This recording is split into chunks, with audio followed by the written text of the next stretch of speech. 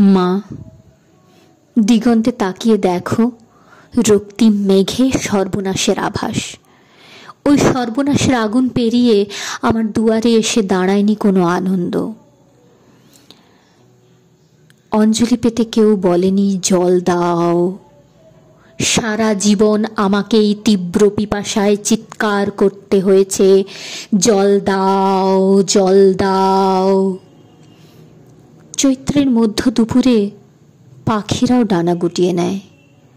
দূর শহরের রাস্তায় বাবুদের ভিড় নেই।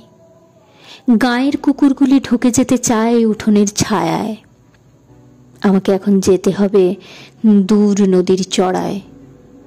বালি খড়ে তুলে আনতে হবে ফোঁটা ফোঁটা জল।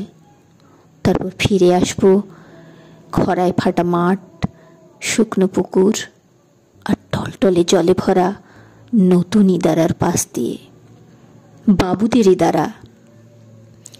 তৃষ্ণায় ডুবে যায় আমাদের গোটা গাঁ।